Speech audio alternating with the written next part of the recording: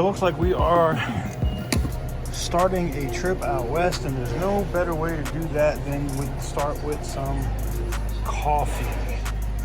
So we're gonna go for the French vanilla.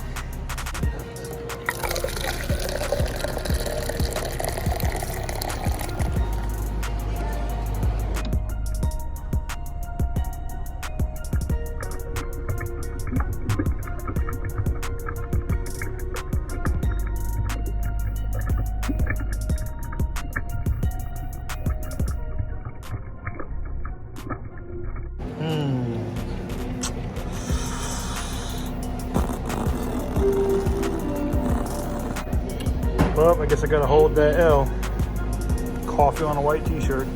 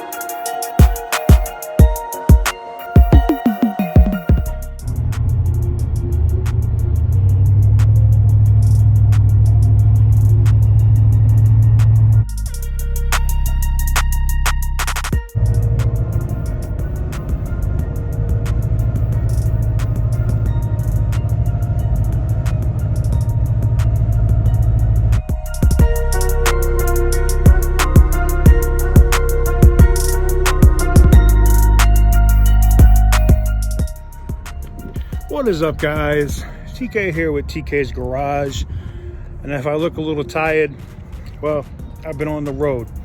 We got the Tahoe right here, and if you take a quick look at it, you can see it's a little dirty. It's been on the road. It's been on the road heavy, but the purpose of today's video is a couple fold. I have got a check engine light. I got a active fuel management, or DOD failure light that popped up on this truck. I'm really not happy about it. It has driven me crazy. I don't know what it is. I know Randy's Corvette just went down pretty much around the same time, and I'm beyond pissed right now. It is still running and driving. The check engine light is going in and out. Oh, I am seeing my door. Is that a fitment issue? Oh, that's a rubber gasket, right? Okay. I was like, oh wait, let me find out my door starting to rub. I just noticed a couple different things. You know, the body lines and stuff have always been an issue since I've had it. These front clips. And basically the purpose of today's video is basically to give you guys my review on this truck to this point. Now, if you saw during this trip so far, the truck has rolled over 17,000 miles, and I'm probably going to be getting really close to 18,000 miles before it's all said and done coming into Tennessee. What does that mean? That means I've probably put about 14,000 miles on this truck. This was a demo. It had some miles on it before I bought it. So just like in yesterday's video, I will tell you, like, my tires have held up really well. You don't see any like uneven wear or wear where it's pulling off really hard here on the sides. The wear and everything on this is pretty standard, pretty normal, nothing to be concerned about. The shocks and stuff on this thing is held up really well, even with the lift, which you can see, which is also installed down there. The side steps have been fine. Nothing getting loose there. Nothing really getting loose in the front end. Oh, let's see if I can not drop the camera. Same thing here, and you can actually see the little things that they stick in here to give you that extra lift up here in the front, right here. Taking a look under the hood. Now, it's been a little bit since I've been under it, and I do know it does need some windshield wiper fluid. Wow, look at the dirt that has just built up in here. Look at it. Look at that sand or whatever. Ooh, look at that. I'm gonna have to clean this engine compartment once I get in to Knoxville and get it tightened up. But overall, let me just give you a quick look at the engine compartment. Overall, everything looks good. It is almost time for me to get another oil change. If you haven't seen that other oil change, it is almost time for me to get another one. So we will get that done as soon as we get in. I'm at about 30% life, and that's usually when I want to do the oil change. I don't wait till it says 0. I usually do them every 5,000, even though I know people will say, no, you can go 7,500 or you can go 10,000 miles, TK. I'm not doing all that. Some of the instant things that you guys are going to see here change in the future, I'm going to wrap this piece of chrome here. Same thing on the headlight. This whole grille, as you see it right now, that whole piece is going to come out, and I am ordering an aftermarket piece that will have no bar here in the front, no bow tie. It'll just be a big old flat grille. That'll be nice shiny black to go with the blacked out look that I'm going to be looking for with this truck. Same thing with the headlights that I've ordered. Eliminates all of this chrome in the headlights and the interior part of the headlights, which will be LED, both high beam and low beam, as far as the turn signals and everything else as well. So you guys will get to see that here really soon. How does it pull? Well, I did get to tow one of the cars that we won from Copart back with it. And the 6L80 transmission, 6-speed in this truck, handled it like a champ. I haven't had any issues with it as far as towing and whatnot is concerned. That said, would I recommend you buying one of these trucks? And I like the Tahoe, especially considering that recalls just came out on all those Duramaxes that were sold with the 3.0 in it. It's crazy. I don't even own that truck anymore. That dealership literally replaced that engine, or they had to replace that engine, and they hadn't even sold it yet.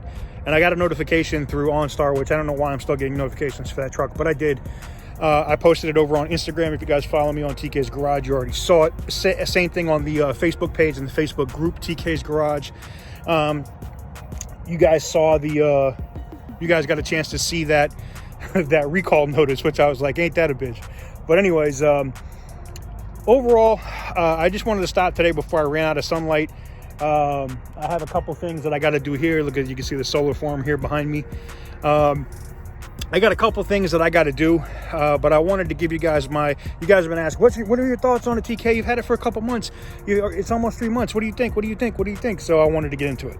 Oh, before I forget, it wouldn't be a proper review, just like when I did the Black Widow, or I did the videos on the Black Widow. I gave you guys a proper look under the truck, and you can see that here, right? This gives you a proper look. Oh, look at the plastics down there. I see that plastic is hanging a little bit. I'm not really happy about that. But this gives you a good view under the vehicle, okay? I don't know why this looks like this. Look at this. Almost like it's coated in oil or something. Huh, or maybe it's got some kind of spray coat or something on it. I don't know. But there is a quick look. Now, something else somebody said is, because I put the lift on it, that the ball joints would be bent really hard. And if you look up there, nah, not really. Could I put a better, an extended upper control arm on it so that it looks better? Yeah, I could. But I'm not too concerned with it right now.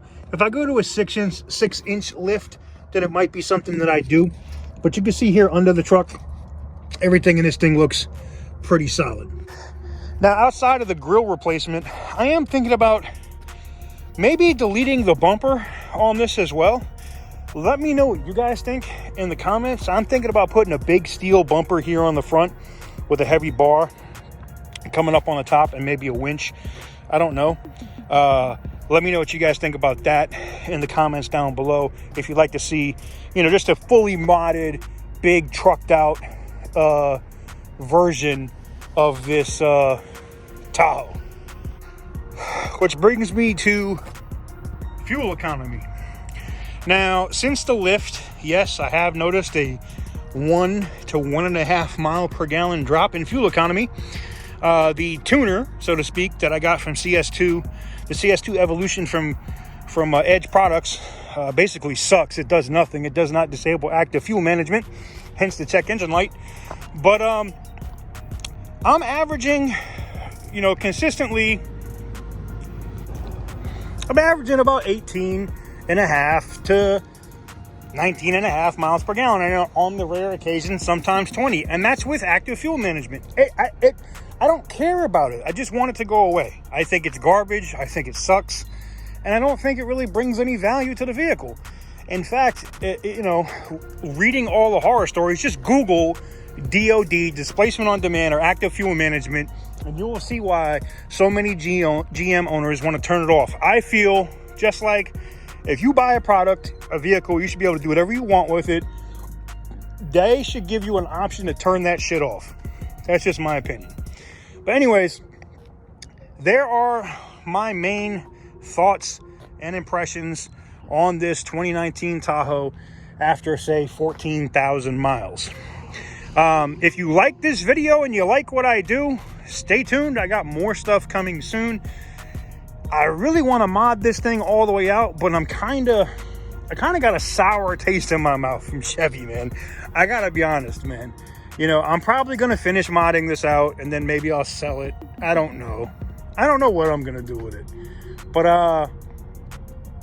I'm thinking I might get a Hellcat. I don't know, man. I might get a Hellcat. I'm thinking I might get a Hellcat. I might do it. Maybe I'll get an SRT Durango. I don't know, man.